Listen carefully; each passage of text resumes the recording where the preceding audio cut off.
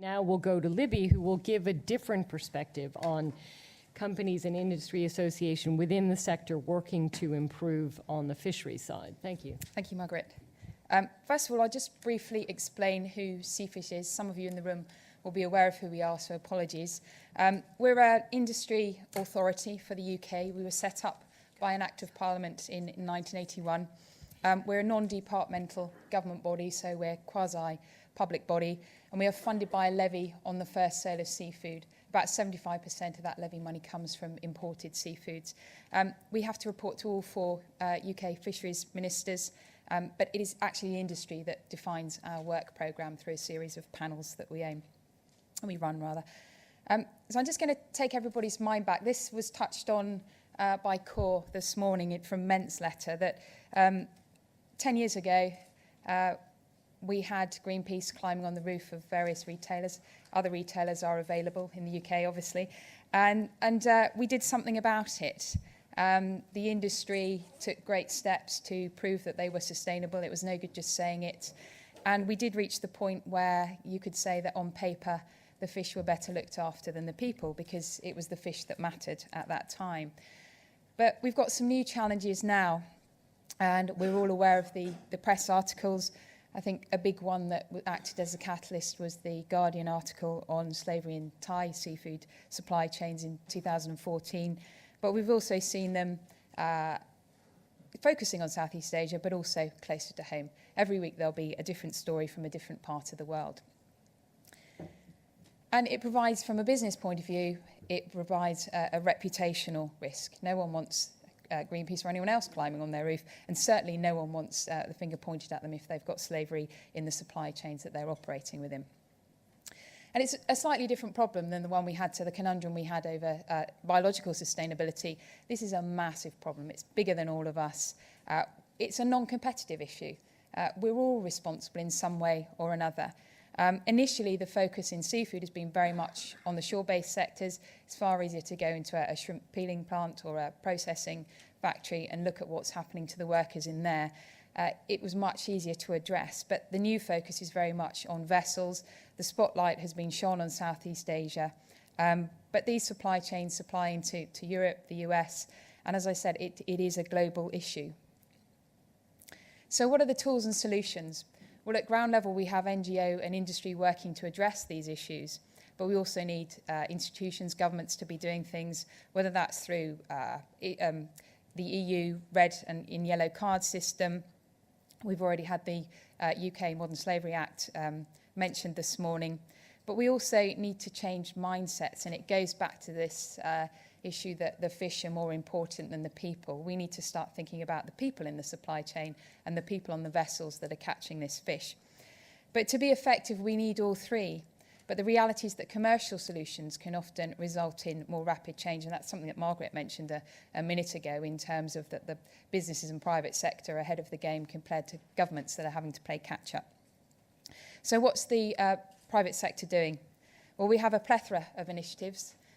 Many we're involved in, lots focusing on Southeast Asia, because I said that's where the spotlight's been, things like the Shrimp Sustainable Supply Chain Task Force, Project Isara that provides telephone hotline support for workers in factories and on vessels. From a seafish perspective, we have an ethics common language group. We also have something called a Reykjavik group, where we meet with the US supply chain to look at sharing best practice. And we also have a tool called risk assessment for sourcing seafood. From a vessel perspective, we have the Seafish Responsible Fishing Scheme, which is the only global standard to audit compliance, specifically on board the fishing vessel. So I'm just going to go into detail briefly on these seafish initiatives in particular. The Seafood Ethics Common Language Group, we set this up in July 2014. As a quasi-public body, we can't lobby, but we can convene, and we have very good convening powers. On the back of the Guardian article, the industry were banging their heads against the wall. Lots of them had been working in Southeast Asia for a number of years to address the problem, but they felt what was missing was government support. We had a Prime Minister at the time who said, well, consumers can make up their mind whether they buy their prawns from Thailand or somewhere else. The reality is most consumers haven't got a clue where their seafood comes from, even though it's clearly labelled on the package. We have an independent chair, a lady called Estelle Brennan, who works for Lion Seafoods, imports significant quantities of warm water prawn into the UK. We have 250 members at the moment, and that covers the whole seafood supply chain. So that's fishing vessel operators, fishermen's organisations, factories, supermarkets, food service, NGOs, and also government and government agencies. It's not just a UK membership. We have a lot of representation for the US as well. And it's really because no one knew what to do, or some people were doing things, but they needed everybody to get on board. So it's enabling a collective response, sharing best practice, and also it has clout. We can't directly lobby government, but the Seafood Ethics Common Language Group, with its independent chair, can write to government and ask that people are heard to. One of the first things that we did through that group was we got Roger Plant, who used to work for the ILO, to carry out some risk assessment work looking at the major supply chains that supply into the UK, so that people could map those supply chains and look where hotspots for potential labour abuses and trafficking could lie. And it's also about international collaboration. We do a lot of work sharing best practice with NFI in the States and also Fishwise, who are here today.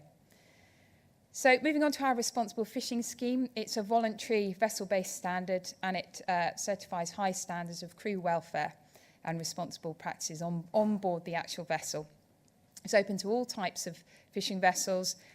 It's very much a business-to-business tool. We're not at the point where you're going to walk in and see a logo on a package. It's very much about helping the supply chain be compliant and ensure that they have robust, they can tick their box in terms of reputation.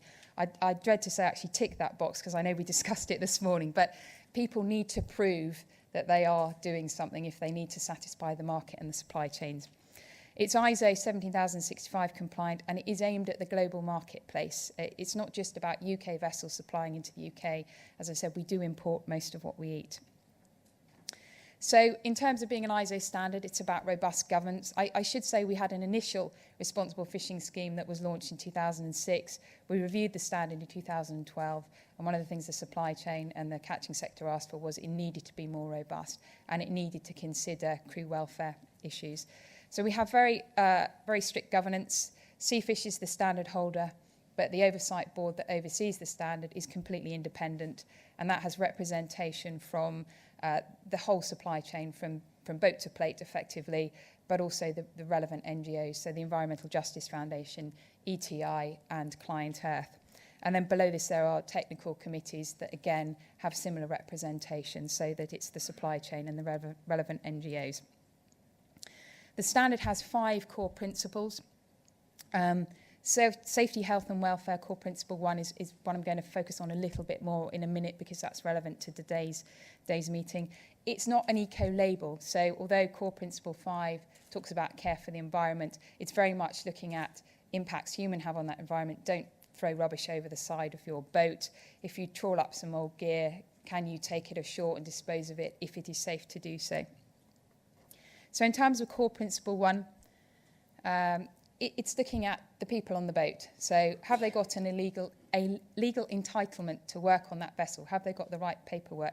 Have they got the right contract? Are they being paid as it says in their contract? Are their working hours being respected? Obviously, fishing is a very different beast. You're not going to be working 9 to 5, but there has to be realistic rest periods to make sure that people working on that boat remain safe at all times. Are the crew discriminated against? And then down to basic things like life on board. Have the fishermen got somewhere suitable to sleep, eat, wash and cook? Now, the responsible fishing scheme, as I said, it's a global standard. It's underpinned by international norms. So ILO 188 underpins this clause. And then at a local level or a fishery level, there's something called compliance support guides that help an individual boat translate what they're doing into the RFS standards. So there will be generic compliance support guides looking at things like health and safety, but then there'll be specific ones depending on what fishing method you use. So someone using pots to catch shellfish will have a different compliance support guide from someone that might be working on a freezer trawler. So one size does not fit all. Wherever we look in the world, even if we look at the nearest port in the UK, there will be a plethora of different sized boats. So the standard takes account of that. Many boats are just single-handed. Again, the standard will take account of that, and the criteria on crew will not be relevant. And we have significant supply chain support. We're delighted that Marks and Spencer's, Waitrose and Morrison's have this embedded in their sourcing policy, and we have others that are supporting and keen to get it embedded within their policy as we grow. We launched in the UK in January.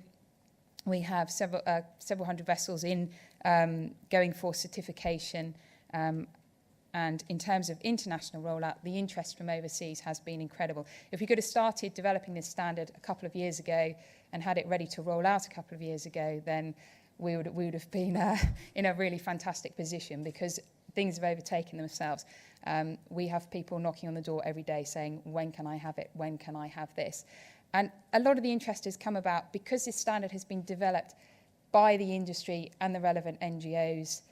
It's more credible than something. There is a concern amongst some of the supply chain that they might end up having something foisted upon them, again, to tick a box, to make them prove that they're doing something. They want something that is more appropriate for a vessel. It's, as I said, globally applicable. We've run some feasibility studies in Peru and Iceland with this standard, and we're just getting to the point where we'll be running some externally funded pilots. We have a vessel improver program as well to help vessels in developing world fisheries improve to reach the standard. Again, that's externally funded. Just very briefly, because I'm conscious I've not got much time, it's not an eco-label. It's very much about the fishing vessel per se. Just finally, we have a risk assessment for sourcing seafood, a tool that helps buyers make informed choice about where they get their seafood from. Originally, it was very much stock-based, looking at stock assessment and fisheries management.